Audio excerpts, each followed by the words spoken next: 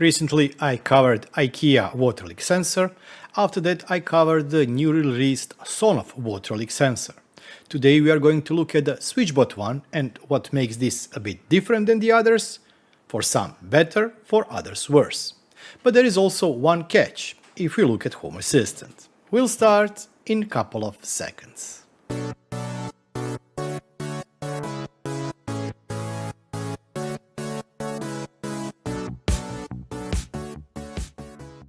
SwitchBot has been releasing a lot of products lately. If you remember, they started with the SwitchBot bot, or that small finger that is used to trip the switches on and off.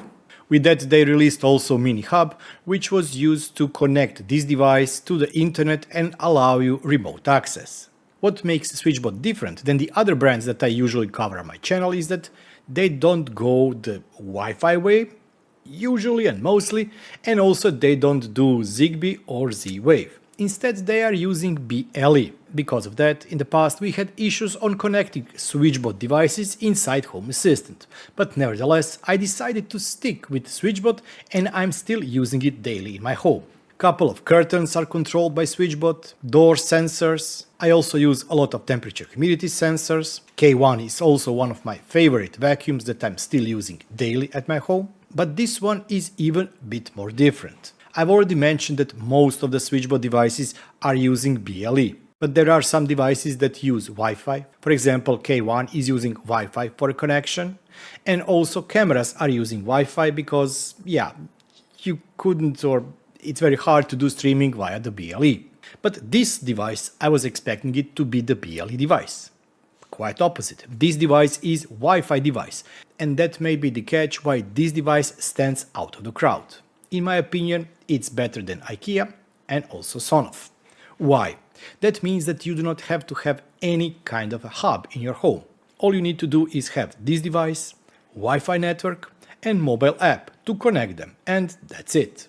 But if you do end up with the SwitchBot Hub 2, and I really do recommend that you have either SwitchBot Hub 2 or the newly released SwitchBot Mini with Matter support, then this device opens to much more. If, for example, device loses Wi-Fi connection, it switches to BLE. And because of that, if you are using hubs, even if Wi-Fi is down, you can still connect to it via the BLE, which is an awesome thing. Second thing is something that will come in the future. I've set up my SwitchBot Hub 2 and enabled Matter control. That allows me to control devices or see state of some devices inside Home Assistant.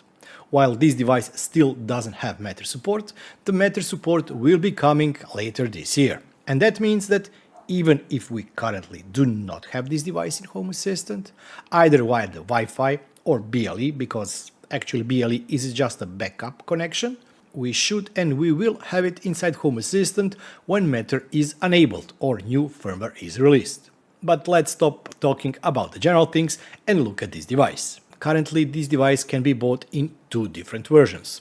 For the test purposes I received this one, which is a standard version of the device. That means that you have pins on the front, pins on the back. Why is this a good thing? No matter if you are tracking if the water is leaking on the floor, when the back sensors are used, or if you're using it with a dripping function that you put it under the faucet or sink or somewhere else, yes, the device will detect both of them, dripping and flooding.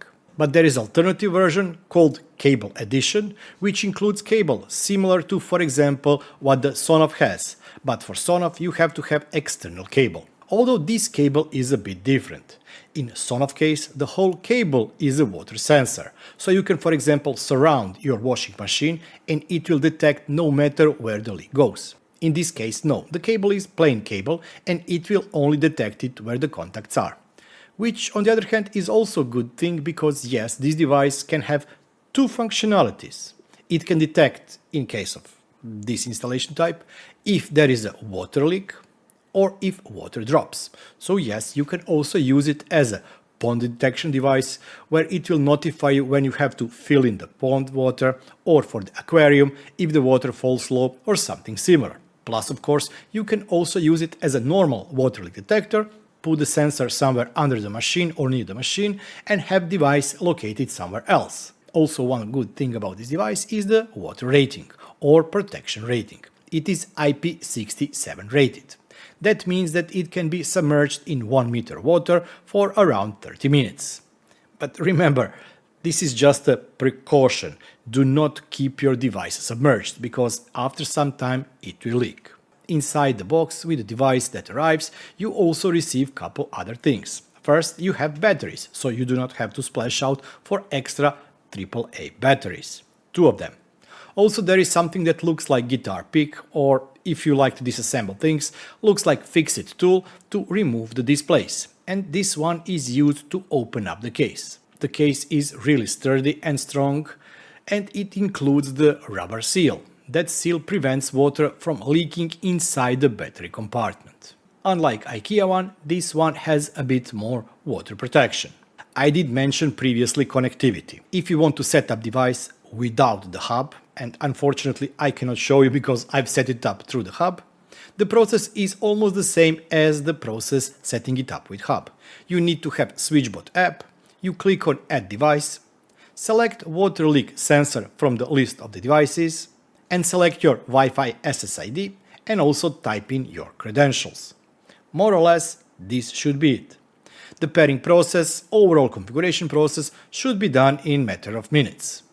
Then you select an area where you want to add this device, and I also recommend that if you haven't previously, you also set up the email.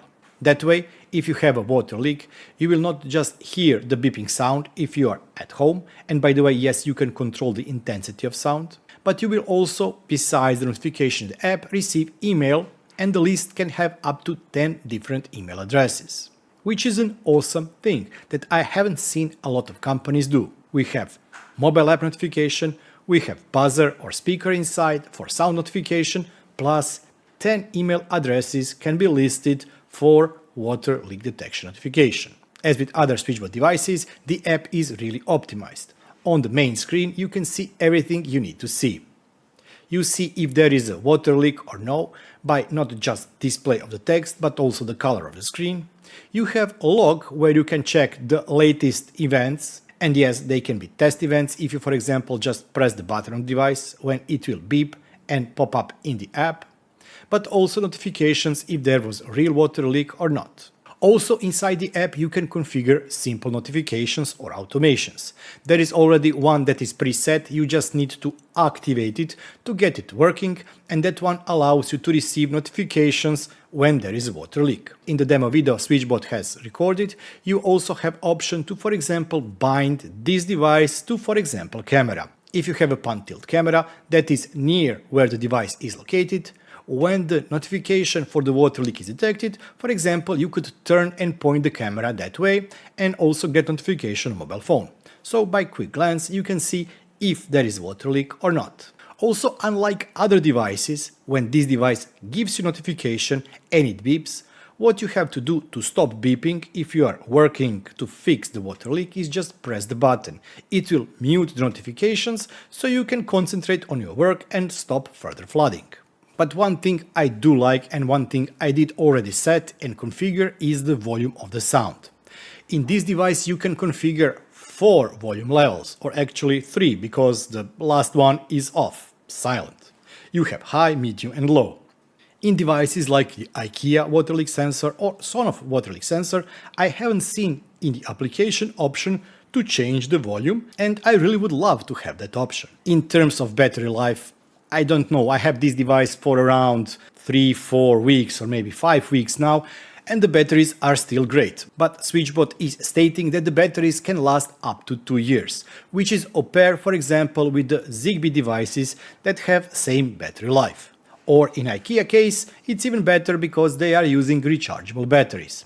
For this device I haven't tested rechargeable batteries.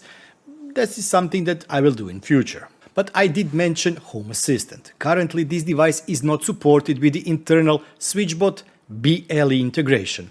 I do have a lot of devices that are connected via this integration, but as I said, this device is using BLE as a backup option, which is a good thing and a bad thing. Good thing is for the battery and longevity. The bad thing is that we currently cannot use BLE connection to hook it up to Home Assistant. But the good thing is that in future this device will be supported with the Matter protocol, and this way we will be able to add it to Home Assistant. If you check a couple of devices here, you can see that I already have humidity sensor, temperature sensor, Hub 2 sensor, and also K1 vacuum. These all are supported with the Matter integration, and I've hooked up SwitchBot with Home Assistant. That way I can see the state of the sensors, but also control the vacuum. And by the way, currently you can only send the robot and return it or send it to dock, but in future there will be more options. This all depends on the Matter standard and how things are implemented. So in near future we will also see here in the Matter page, if you of course enable Matter in Home Assistant, water leak sensor from SwitchBot, and that makes it a good thing. The main question now is it worth buying the SwitchBot Water Leak detection for 22 euros in the standalone version or 24 euros for the cable version? Unfortunately, once again, I cannot give you that answer. I am biased towards SwitchBot. I do love their design, I do love their functionality, I do love their packaging, and this is the only ecosystem, closed or open, whatever you consider it, that I'm using besides, for example, standard Wi-Fi devices or Zigbee inside Home Assistant. But on the other hand, if you have never tested any single SwitchBot device, this device may be a good option to see if the SwitchBot ecosystem is good for you and if you should invest in that ecosystem more. Not everything that SwitchBot does is perfect, but in my opinion this device is very close to it. It does have some issues, currently not available Matter support, which would make it an awesome device and enable integration in Home Assistant, but I hope that the same thing here will happen as it happened with K10 and other devices, that it will receive future Matter firmware update and we will see it in Home Assistant, at least that way. I really do hope that you did enjoy this video, and if you did enjoy this video, don't forget to give it a thumbs up. And also, while you are clicking on thumbs up, which tells YouTube that this is a good video and that more people should see it, also check that you are subscribed. If not, hit on the subscribe button so you get notified on the future video updates and of course my streams. But I would also love to hear your comments. Do you use SwitchBot? What do you like about them? What do you hate about them? Why did you use them if you stopped using them? Tell me your comments about the SwitchBot, but also tell me what you think about this device. And before I end up the video, as always, I would like to say thanks to all those wonderful people that are supporting me and that have become YouTube channel members. Thank you all for all of your support. But let's not forget each and every one of you who has watched, shared, commented or liked my videos. Thank you. If you too want to support the channel, you can do so by clicking the join button down below and becoming a YouTube channel member for only €2 or $2 per month, or you can go to my merchandise store and get something there. Last but not least, you can always send me super thanks and I will be super thankful for that. I will be seeing you next time. Until then, bye bye and have fun.